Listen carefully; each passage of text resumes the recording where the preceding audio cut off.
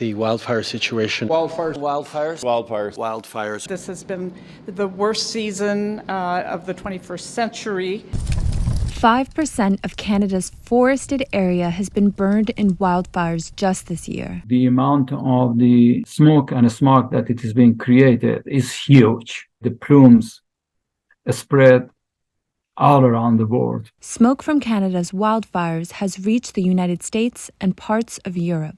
Montreal recently had the worst air quality in the world. It reeks of fire. Like, you're outside in the air, it just smells like burnt smoke. We're at 13 million hectares of forest that has been burned right now already.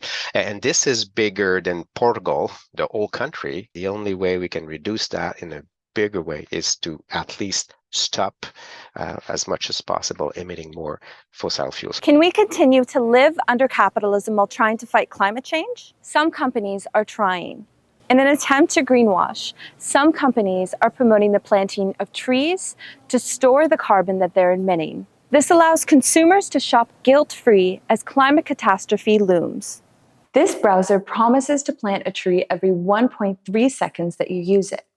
So if I use Ecosia to shop on Shein, a clothing brand that emitted 6.3 million tons of carbon last year, will my purchase be carbon neutral? It will cut some emissions, but the purchase will still be exploiting cheap labor and emitting large amount of carbon to be rapidly shipped halfway across the world just so I can access inexpensive clothing. Carbon offsets are being utilized in order for some companies to maintain the same methods of polluting production. But this doesn't always work. The Green Resource Project is a great example of this.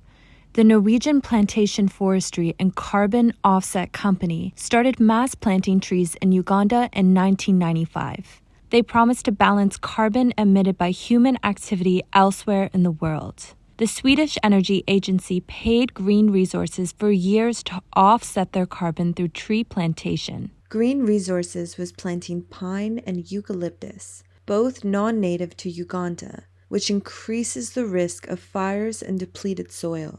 They were also evicting Ugandans in order to make space for reforestation. It was later uncovered that the pine was being cut down and harvested as timber, meaning that pine plantations were not contributing to carbon offsets. Companies are not just promising the planting of trees to greenwash, but some are also proposing other methods to balance carbon, even on the customer's own dime. Air Canada offers the ability for passengers to purchase carbon offsets in order to compensate for the estimated greenhouse gas emissions associated with their flight.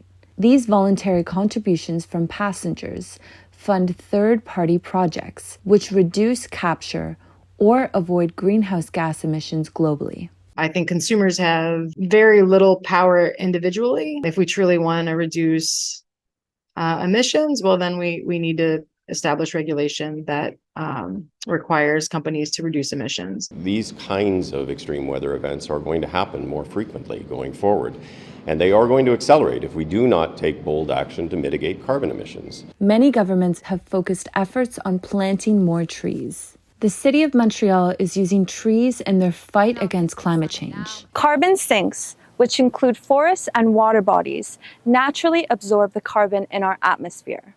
I'm standing in one of the largest carbon sinks in Montreal, Parc Mont-Royal. This park is home to more than 90 species of trees, which help absorb carbon in our atmosphere. But it won't absorb the more than 20 million tons of carbon emitted into Montreal's atmosphere each year. Scientists say no matter how many trees we plant, it won't be enough to stop climate change. This means that we won't be able to plant our way out of climate catastrophe. Planting trees is great, but we also need to focus on protecting trees. Trees are being lost in the city due to development projects and in the rest of the province due to forest fires. CO2 that's been stored in trees and soil for decades and even centuries are being re-emitted back into the atmosphere. Some development projects in Montreal are causing the loss of mass amounts of trees. This includes the construction of the Réseau Express Métropolitain light rail transit system. Part of the REM is being constructed under one of Montreal's most biodiverse parks. The REM has promised to compensate for environmental degradation by planting 250,000 trees. But it takes decades and even centuries for trees to grow large enough to make an impact on carbon capture. Why is the planting of trees so important in our city? Urbanized areas experience higher temperatures due to roads, buildings, and other forms of infrastructure. They re-emit the sun's heat much more than natural landscapes. Planting trees can help shade and cool our city as temperatures increase.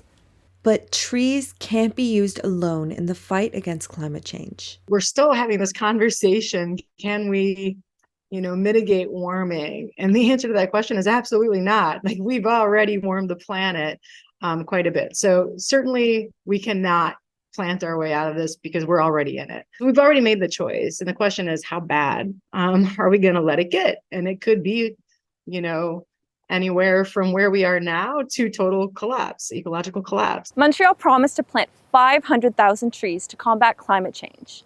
But this isn't their only promise. The city also promised to reduce carbon emissions by 55% by 2030 and 100% by 2050. We are yet to meet carbon commitments as man-made environmental catastrophe increases across the globe, meaning that goals that will be met in 7 and 27 years are far too late. Globally, we're failing to meet our climate goals. Just last year, we emitted 36.8 billion tons of CO2 globally. The Earth can handle some carbon, but not that much. The best way that we can fight climate change is by reducing our carbon emissions instead of balancing them. Up to now, the fires up north in Canada, essentially, but even on the east side, have generated more than 290 million tons of CO2.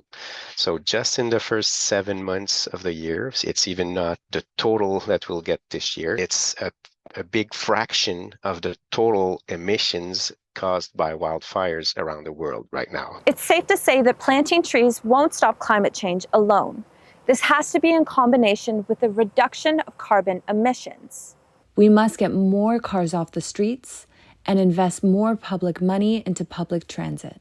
We also have to address our consumption habits, which allow for products to get to our door at a record speed while emitting mass amounts of CO2 into our atmosphere. Not only does capitalism drive climate change, but it's our reliance on fossil fuels, which is the largest driver of climate change. We need to divest from fossil fuels and reinvest in renewable energy in order to avoid climate catastrophe. So don't let businesses fool you into thinking that we can continue our consumption and pollution habits while trying to save the environment.